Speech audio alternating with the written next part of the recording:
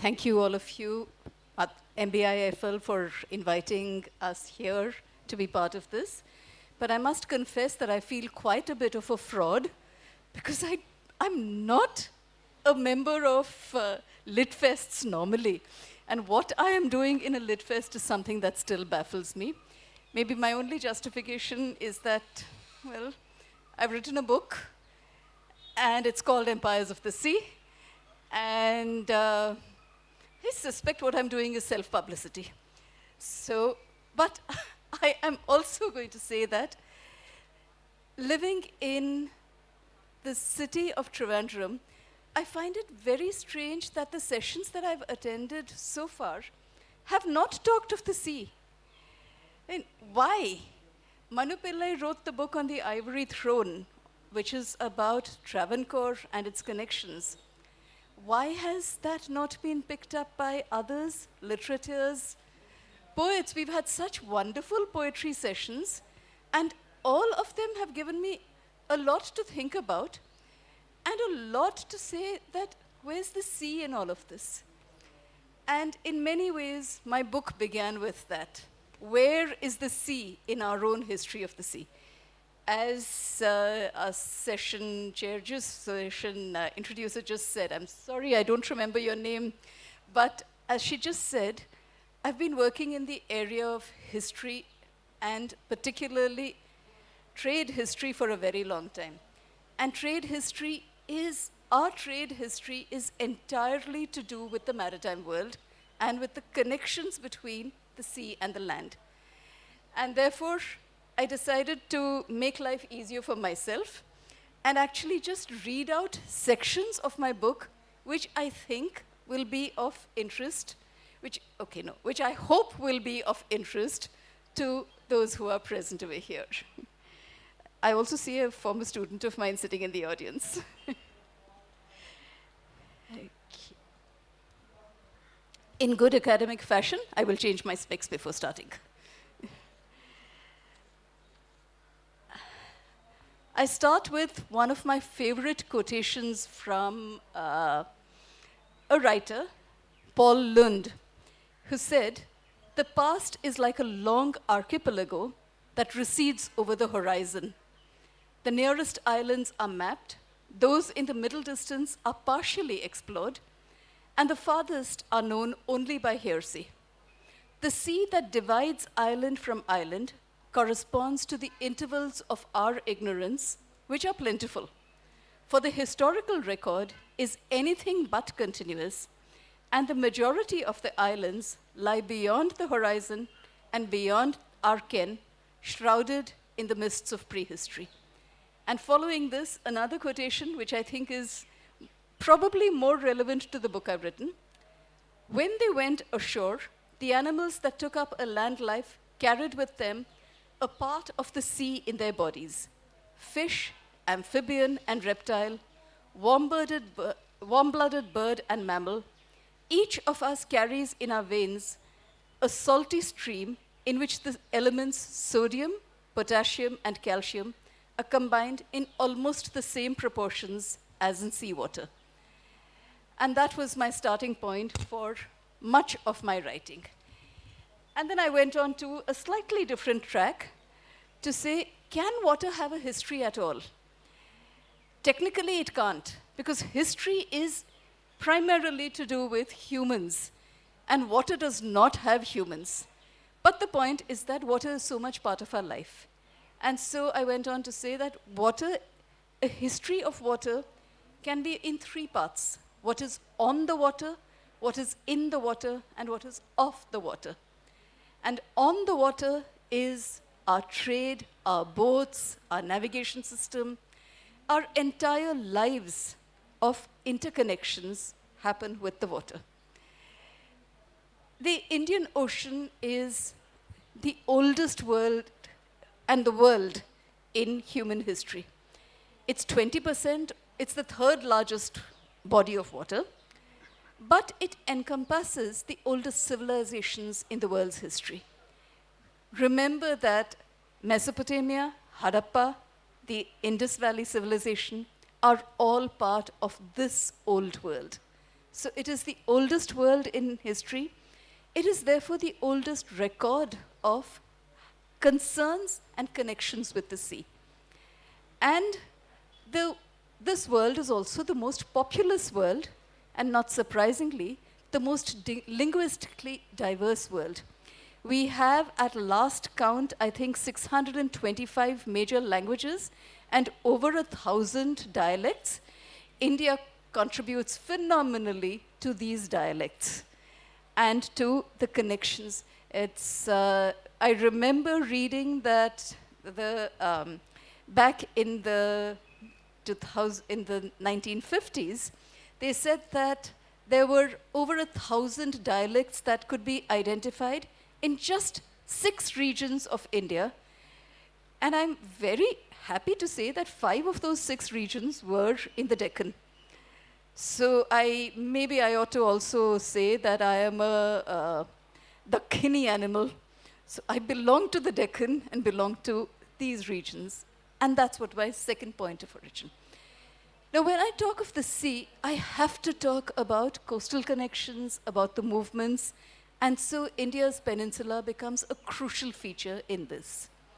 And in this, we have had part of the celebration of the festival, plurality. We have languages, we have peoples, we have places, we have cultures, and we have multiple connections across all of these. So, what were these connections? The connections were first of mythology. We've got the world's mythology is connected by water. Whether it is Noah's Ark, or it's the Matsya Avatar, or it is the South American Mayan stories about the Great Flood, a connecting factor in many of the world's oldest mythologies is water and the survival from that.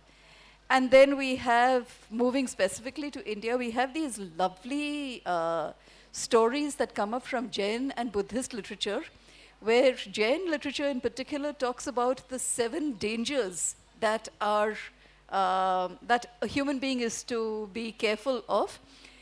And my favorite among those is that they have to beware of being eaten up by a tortoise, because the great tortoise inhabits the sea. And therefore, you have to be careful of being eaten up by the great tortoise that inhabits the sea.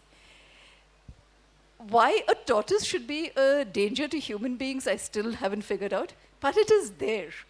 And down the list comes eaten by sea serpents, a shipwreck, and there is one story in one Jain Jataka, which talks about a mariner who sailed for 6 months and saw 7 seas because the winds were contrary and he could not get back to Supparaka, the port of Supara, which is today a suburb of the city of Bombay. So you have an entire Jataka set around Supara. Today, it's impossible to believe that that was ever a port, because the creek that used to be on Supara has shifted. And so it is landlocked. And a little stream that runs in could as well be the dirtiest drain that exists in Bombay. So it is impossible to try and find out what happens. Nevertheless, there are these stories.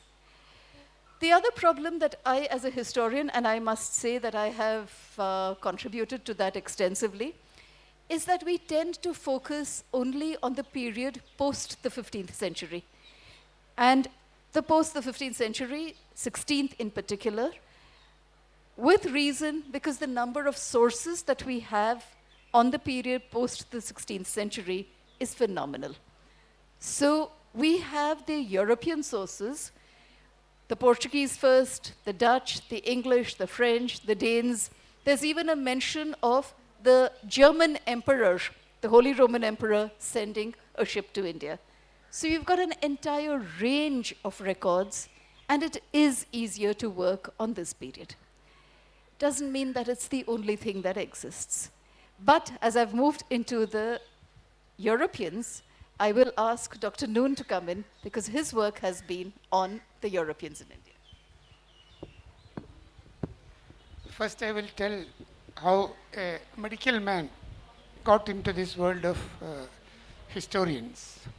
About 20 years ago, while I was working in Norwich in England, my agent, she came with her father. He gave me a book. The book is called The Hersays, Five Generations of an Anglo-Indian Family. That book is available online. Now,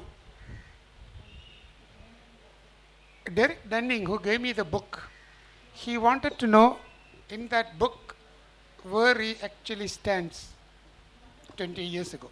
Because the story starts in 1765 with an English soldier called Andrew Hersey. Now this gentleman comes to Calcutta and then sent to Madras, then sent to Dindigul, then sent to Palghat. I got excited. Then he fought a battle in Calicut on December 10th, 1790. This was great news for me because I never knew there was a significant battle in Calicut. I tried to get some information in Calicut, which I could not. So I went to the British Library in London with this small piece of information.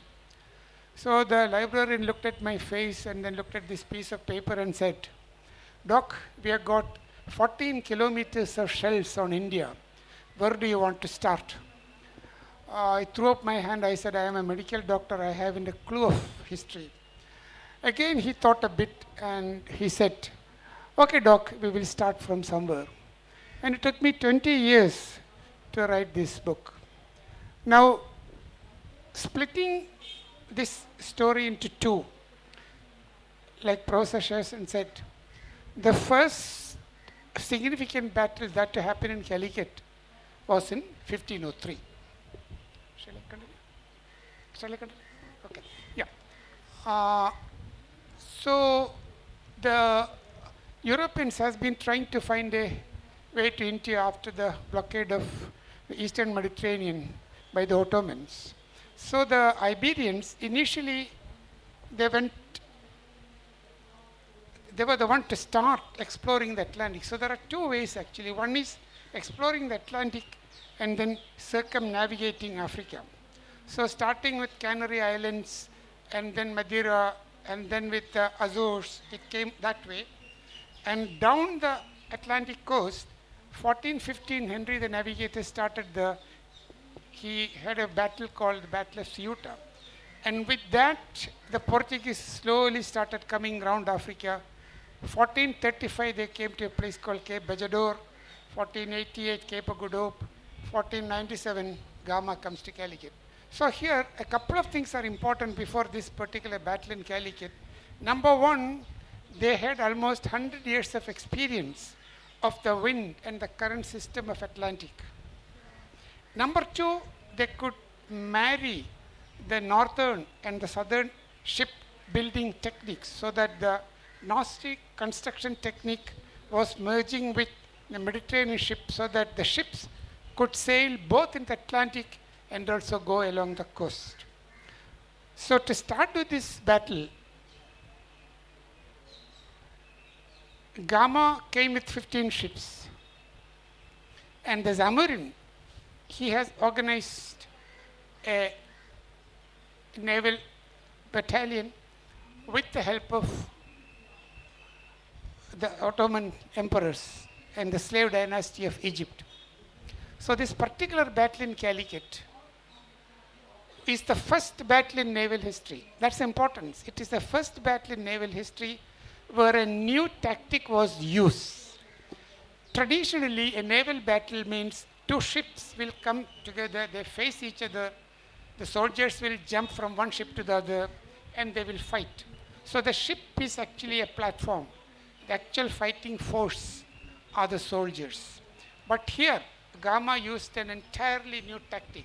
It's called sailing in line and using broadside gunnery.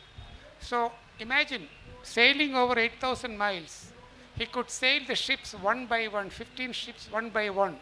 Each one has a special significance. They know the wind, which direction it comes, which way it goes. And Naturally, the Indians, with about 100 small ships, tried to engulf them. But they moved away and they used their guns on the broadside. So this is what is known as sailing in line and using broadside gunnery. So with this one battle, they were able to control the sea lanes, so that in 1526, when Babur first came to India with the Mughal Empire, if Babur wanted to go to Hajj, they had to pay the Portuguese cartas. In other words, we have lost the seas. So that's the first empire of the seas. To go back a little, Asian systems were not about contests over the sea, nor were they about control and sovereignty over the seas. They were about the seas as places of movement. And that movement happens in multiple directions, but it also happens by way of sail, current, wind, and knowledge. Coming with the Europeans, moving into colonialism, we get a whole lot of statements which seem to indicate that, well, they effectively, without actually saying so, they tend to imply that the Europeans invented this world. They didn't. The world existed, and the Europeans inserted themselves into this world. The battle that Dr. Noone has talked about is the first which uses European tactics in India. Thereafter, for the next 2 centuries, the Europeans were restricted to the coast. Because starting from almost the 11th century, maybe a little earlier, but definitely from the 11th, 12th centuries, the Indian rulers decided that there was no point going into the deep blue, let the merchants handle it, let us tax the coast. And therefore we protect the coasts, and we tax the coasts, and we make the ports so important that they do not have a choice but to come to those ports. And perhaps 2 of the best examples of this kind of idea comes in the 17th century. The 2 most important ports of the 17th century were Surat on the Gujarat coast. It was termed by the Mughals the Bandar-e Mubarak, the great port, the blessed port. And we have, on the east coast, we have Masulipattnam, today called Machilipatnam, which was the major port of the Golconda Empire, also called Bandar-e Mubarak. So once more, the blessed port. These 2 ports were probably the worst anchorages on the coasts of India. Surat is a river port. It is on the river, it is 12 kilometers up the river, and a river which has any number of sandbanks, shoals. It is impossible to take large ships up into the river. So the Mughals came up with a very convenient way of handling it. All ships had to be unladen at a place called Swali Marine, which is an open, exposed, totally shelterless point on the Gujarat coast, north of Surat, on the north bank of the Narmada. Goods had to be transshipped to land, taken 12 kilometers by land, and brought to the ferry, and then they had to take all the goods by ferry across the Narmada into Surat port, and the point at which the ferry docked was the customs house. Nothing went into the city without paying customs. So they made sure they got everything, particularly from the Europeans. And then they said, okay, no renting of houses, no purchasing houses, no renting of houses. We will tell you which house you can rent and how much you pay for it. And the Dutch and the English records are full of grumbles saying, the same nobleman who takes so little from the Indian and the Asian is now charging us 3 times the cost, and we cannot grumble because the Diwan has decided that this is the amount that we pay. And the houses were very, very carefully chosen. They were at the end of the town, which was furthest from the river, furthest from all the roads connecting to the interior, so whatever came in could be monitored. So there is a phenomenal amount of monitoring that happens over there.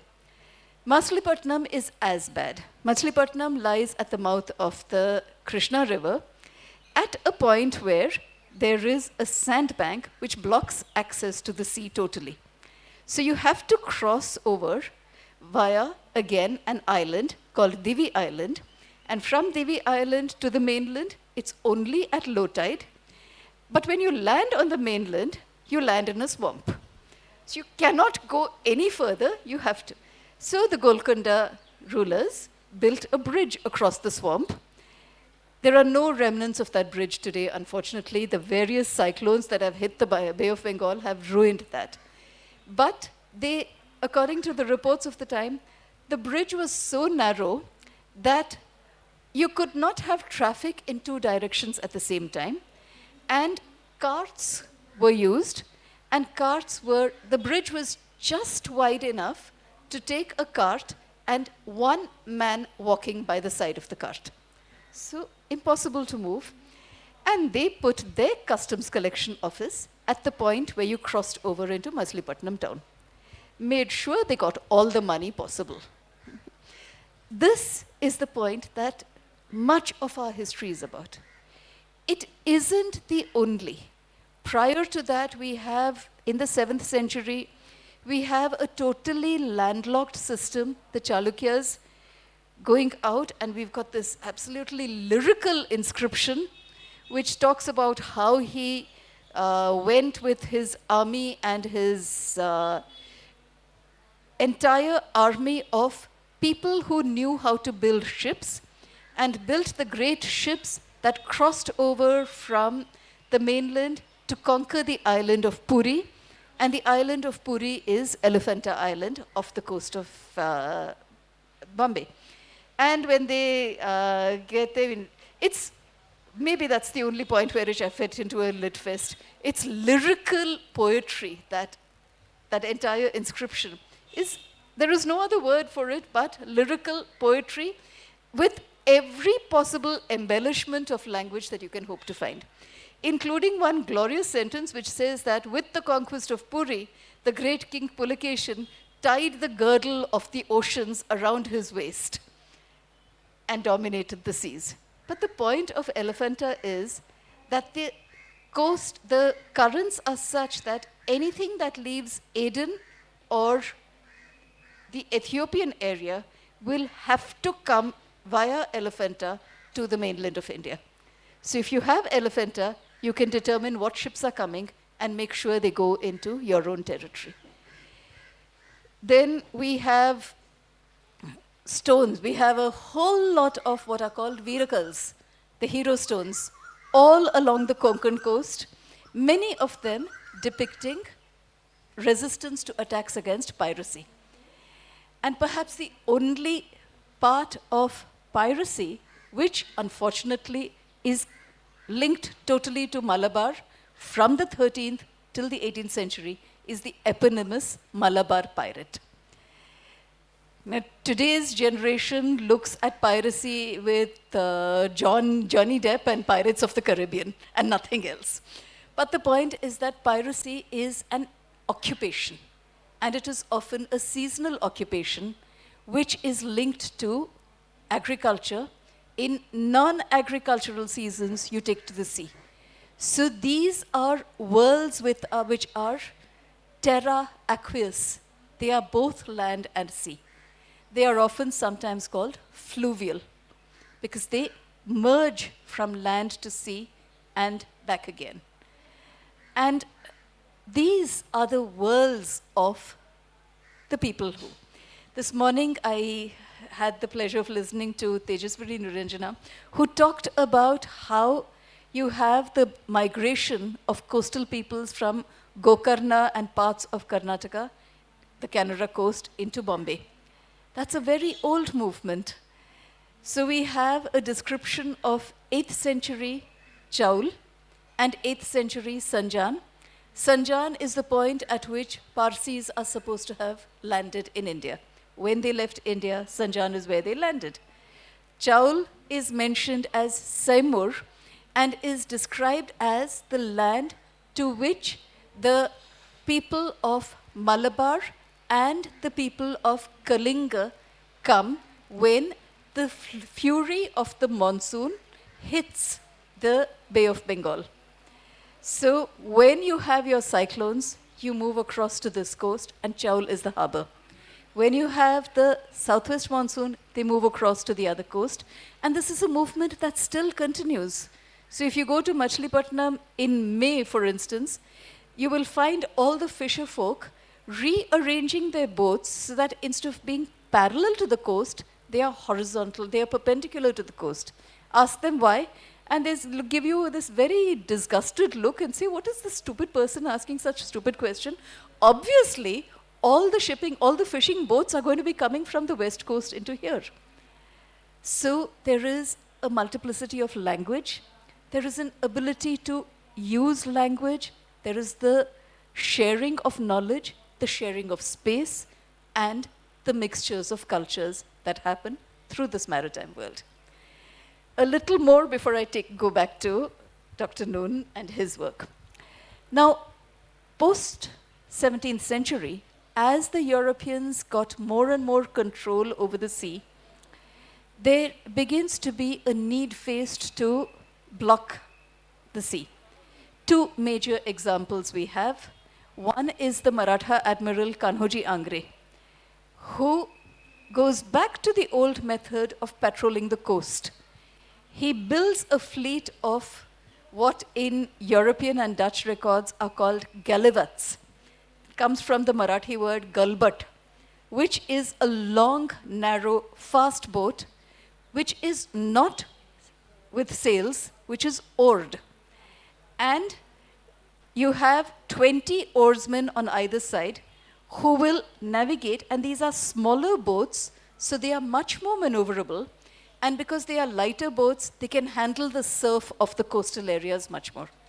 And the oarsmen are trained also to use both muskets and bows and arrows. So they will ship their oars, use the musket from a distance, go nearer, use the bow and arrow, and before the guns, the broadside that he talked about, before the broadside could be brought to bear, they had moved away again. And they were also well below the trajectory of the cannon. So effectively, he nullified the cannon by using this. Unfortunately, it does not go in. The British and the Portuguese together launched 3 expeditions against Kanhoji Angre. All of them failed. It is only in 1769, which is about 60 years, I think, after Kanhoji dies, that they actually suppress the Angres. And, not surprisingly, English, Portuguese records called them the pirates of Angria. These are pirates. So you go back to the word piracy from a totally different perspective. And the other person who does it is Martandavarma. Martandavarma, Travancore state, takes a different trajectory. He defeats the Dutch on land and then establishes a monopoly of the state over pepper. And this involves, again going back to the older movement, which is that the pepper moves faster over land, is taken away from Dutch so-called supervision and brought in over here. But it is a land battle at which he defeats it, and I will now go back to Dr. Noone because his next battle is a land battle.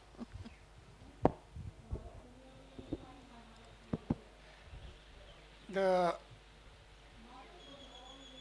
English, I mean, if you put it in sequence, 1600 you got the East India Company coming to India. 1757 you got Plassey. 1764 you got the Diwani. And then 1784, with the loss of America, the British decided that it's time to take India as a colony. In other words, they are ready to come from the sea to the land. Where do you start? You have to start on a sea access area, number one. Number two, the Marathas, the Nizam, the Arcot Nawab, and Tipu of Mysore, they are all equally powerful. It's not easy to defeat one by one.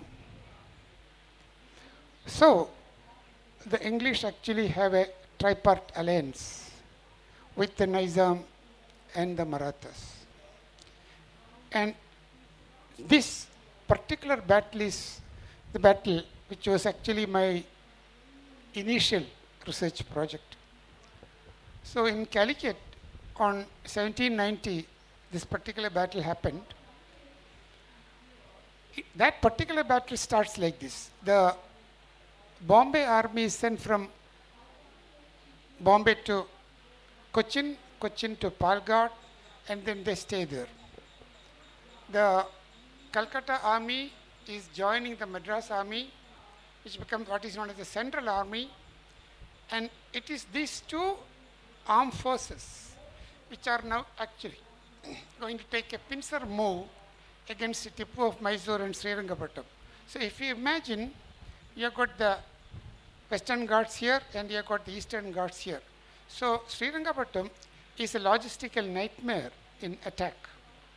So it is with this group of arrangement that Cornwallis starts this particular Third Mysore War, and in this particular battle, Tipu is defeated in Calicut on 1790 December 10th, and this particular battle is the first successful battle for the Third Mysore War, which in turn becomes the successful battle for the English in their decision to make India as a colony for themselves. Before I think I've talked enough, but before I throw open for questions, because I would much prefer, the board here says dialogue. It seems to be a dialogue. Let's turn it into a conversation as well. So let's go into it. But I'd like to talk a little bit more from my book. I promise I won't bore you by reading too much of it, but I will read a little bit. Links to the maritime world are many and exist across cultures. In Mesopotamian mythology, the world was created out of a battle between two forces, one of which formed the land and sea, and the other the sky. Their version of the universe was that of a dome, the base of which was firm, but below which lay sweet water. Surrounding the dome and encircling it was the great saltwater ocean. Almost all early mythologies have stories of the great flood following 40 days of rain. So, as I said earlier, Noah's Ark, Matsyavatar, myths of the Mayan civilization. Egyptian and Greek mythologies talk of souls crossing the great river after death and finally returning to the body, which is the Asian, or going to the fields of grace, which is the Greek. Common to all these stories is the building of boats to traverse the waters. And so we move from mythology to the reality of craft as skill and as boat. All these are part of the global history of water and humankind's engagement with water. And on a personal note, that's what I've tried to do through the book. I guess the audience will decide whether I've done it or not. Okay. Over the course of centuries of the links, the nature of the engagement of India with the sea did change. But until the 17th century, the one thing that remained constant in India was production. From the 13th century, as voyages across the Indian Ocean became more segmented, India became even more of a logical halting point. The wealth that poured into the peninsular kingdoms in the medieval period was immense. Perhaps the best example of this wealth is after the kingdom of Golconda fell to the Mughal armies. After the fort of Golconda, the capital, had been besieged by the Mughal troops for over a year before it fell. According to one chronicler of the time, after the fall, when the treasure from the capital was seized and sent north to Delhi, the caravan stretched for what seems to have been 6.5 miles of just treasure. The first mile being gold, the second mile being silver, the third, fourth miles being coined silver and gold, the sixth being luxury cloth, And the seventh being, what the man says, all other forms of treasure. So we've got this after 1 year, the treasury still has so much. This is the world of the empires of the sea. Because it is not the sea. It is the sea, the land, and the continuities between these that we are talking about. So maybe now ask for questions. Good evening, ma'am. Myself, Amal. So I just had a question. So recently, the central government, they seems like they have a purpose of, they have an objective of taking forward the legacies of the pre-stages, like the legacies of Chhatrapati Shivaji and all. Now recently, we had the naval emblem redesigned in lieu with the Maratha era. So can you please explain, or can you give me a gist of what was the structured naval regiment or structured naval system way back in the Maratha Empire, especially especially during time of Chhatrapati Shivaji? Okay, the idea of navy begins, as they've said, with Chhatrapati Shivaji, but that is partly because of a reaction that comes. Okay, let's a little bit more of history. I'm sorry. Bijapur system, which is what Chhatrapati Shivaji started off with, decided that one way of maybe controlling was to use a community which was based off the coast of Maharashtra at the island fort of Janjira. Okay. Janjira was the center of a group of people of Abyssinian descent. They were called the Siddhis. And the Siddhis were notorious for attacking various sections of the coast and generally taking away wealth of all kinds. The Bijapur emperor made the Siddhi chief the head of his navy and used that to attack the Maratha troops. In response to that, Chhatrapati Shivaji decided on two things. One was to build a navy of his own, and therefore to get the help of the local fishermen in order to get knowledge of the local. The second is to build a chain of coastal forts, of which the two most important are Vijayadurg and Suvarnadurg. And with those, and those are two forts which look both outwards and inwards. So he protected both land and sea, and that ideal, which was not taken further forward, was something which was picked up by Kanhoji Angre, and Angre had as his center the fort of Vijayadurg. So the emblem that we see is something that we find in not a Shivaji time document, but in a slightly later time document, which has a figure of a boat and the sailing around it, which is what we've used today. That's your history. Hi, Radhika ma'am. For those uninitiated, I've been taught by her. And I've always had questions in her class. I'm not going to break tradition here. So my question is, as you know, the sea has been a site of taboo. And it's always been, I think, that's probably why the mythology of the sea serpent and sea tortoise comes into place, to kind of prevent people from going, because it was kind of believed that if people cross the sea, they would be stripped of their caste and things like that. So I was just wondering if you address in your book how people grapple with that kind of identity when they work on the ships or port or even trade. Okay, to some extent, yes, mainly to say that that is the most pervasive of the colonial structures of India, which we've all accepted. And it's a load of rubbish. I'm sorry to sound so colloquial, but it may have mattered to a few people. Remember that caste purity is important to the pure, the ritually pure.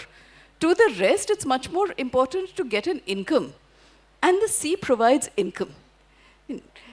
I would suspect, well, one of my favorite stories, which I've used every time in class, is of a Portuguese era document, which, the Portuguese had this very organized system where they would send reports of what happened in the seas of India.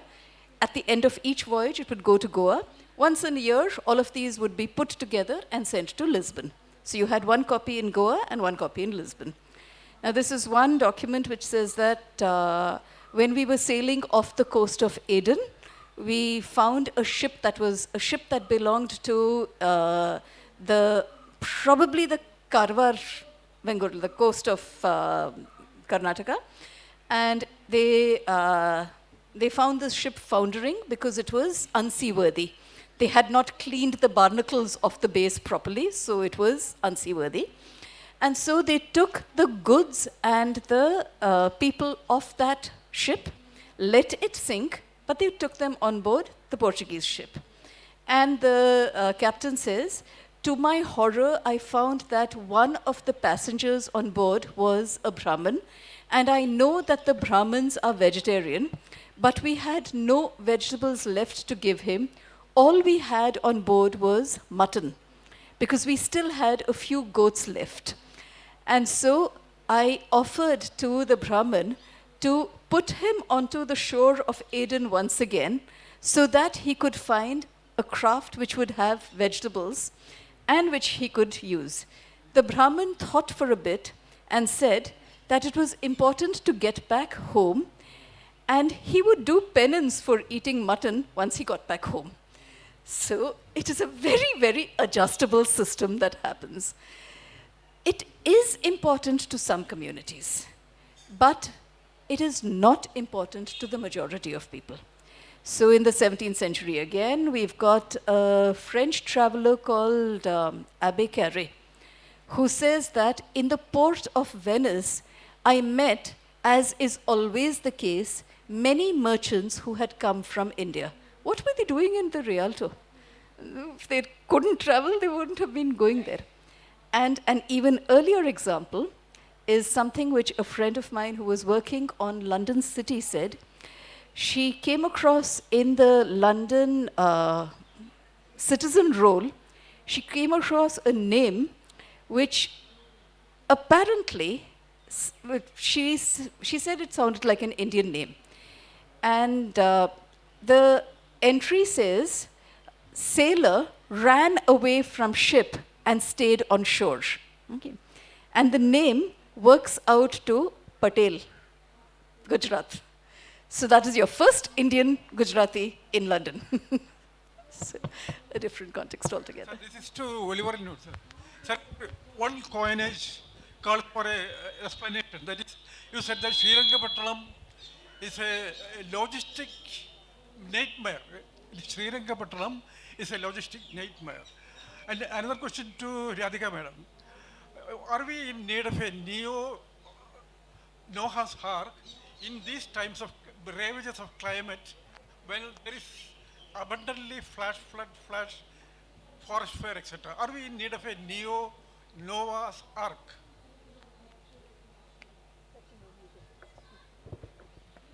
Srirangapattam is roughly about 200 miles from the eastern coast and about 100 miles from the western coast. And you have got these two mighty mountain ranges. Now, in a siege warfare, you need a cannon, about 30-ton sort of cannons. Now, to pull one cannon, you need minimum 20 oxen. And you need at least 50 cannons to have a proper siege attack. And a day, this 20 can travel about 8 miles. So that's what I said, it is a logistical nightmare. So what actually Tipu did, both in the first and second Mysore war, was their extraordinarily fast cavalry. So that the English were stuck.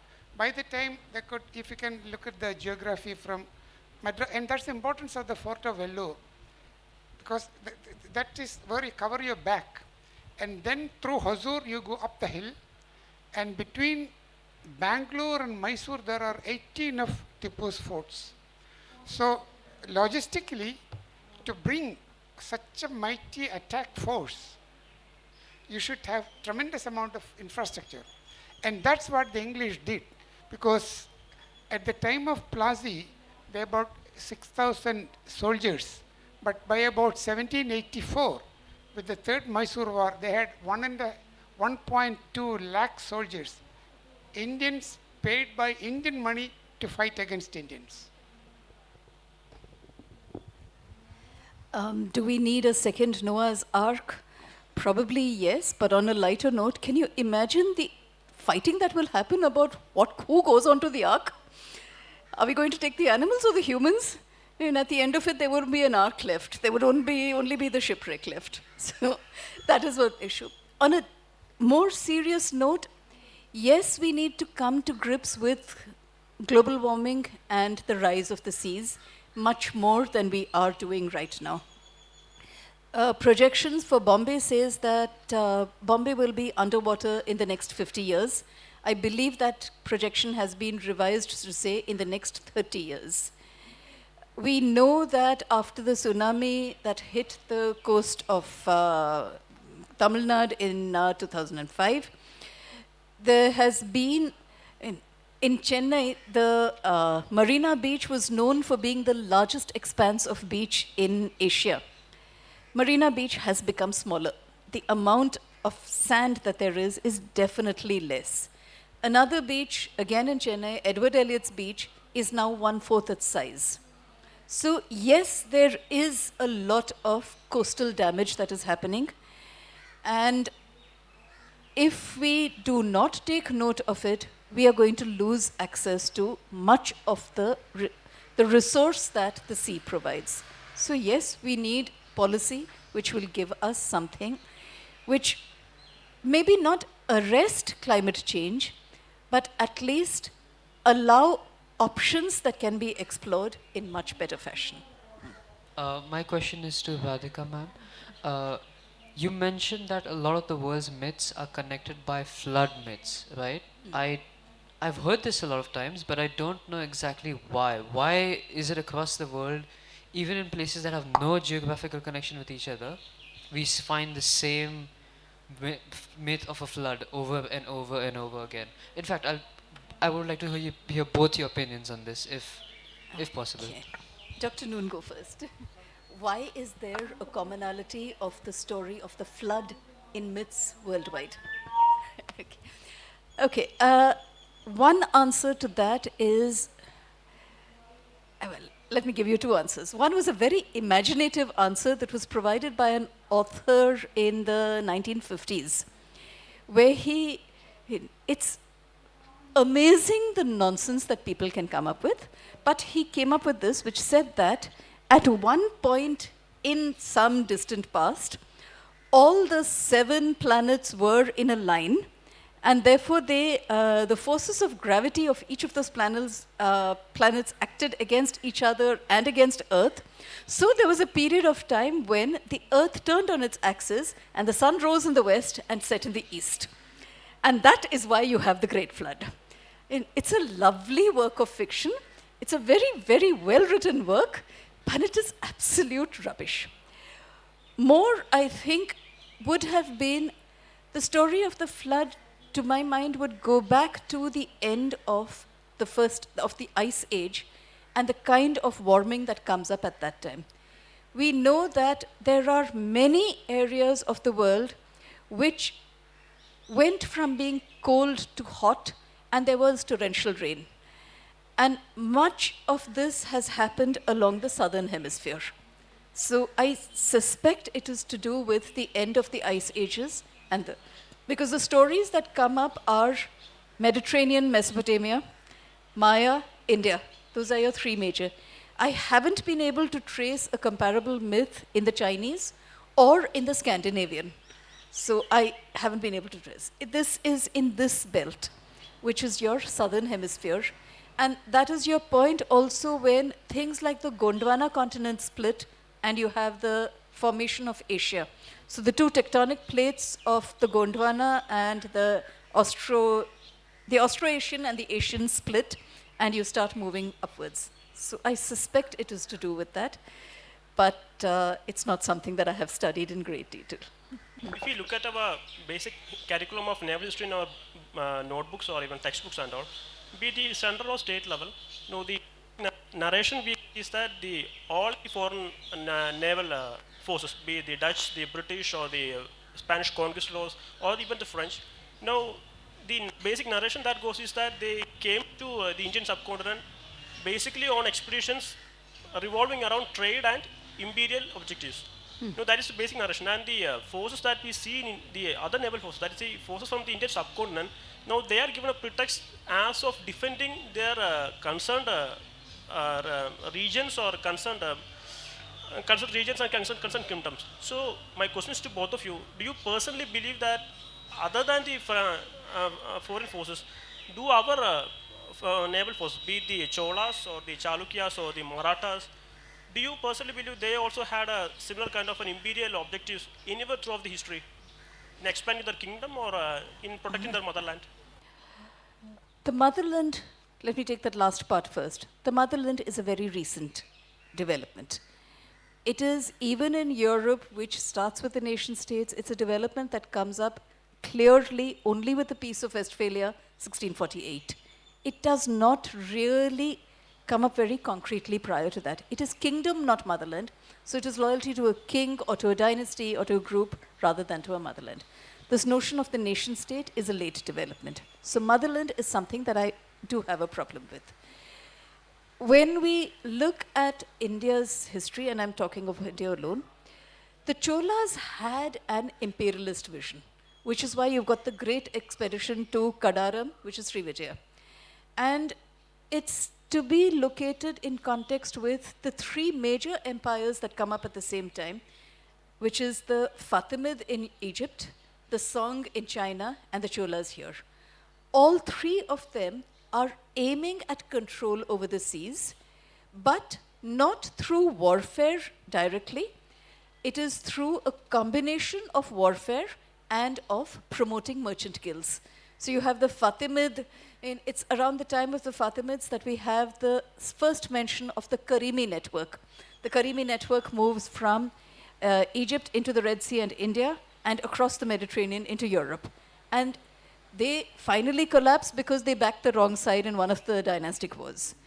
The Song is one which is looking at linking the Silk Route to the ports of Guangzhou and Nanking, and extending it over there. So you've got the Song attempt at linking land and sea, and you've got the Cholas who are definitely conquering the Bay of Bengal regions and expanding. And the point of conflict between China and India is the kingdom of Srivijaya, which is Kadaram, and around that. So they had, none of the others did. What the others concentrated on is taxation and not conquest. So maximizing revenue rather than conquering the places. Adding to that, I will just read from this. European maritime expansion had a distinctive character in both its means and ends. The means centered on naval coercion and power projection. The ends are primarily commercial: control of seaborne trade, expansion of market access, and later repayment of sovereign debts. Thus, the particularly European contribution to the making of the modern international system was organized maritime violence in pursuit of commercial ends. Because India, China, Asia, sea was not a place of violence. It's a contribution of the Europeans. And of course, the book actually, it's quite difficult to explain why the Europeans had to resort to violence, first to start with their own existence, before which they could come into the third part. But the simple answer of the contribution to the European to the world is violence. Thank you, Dr. Radhika Seshan.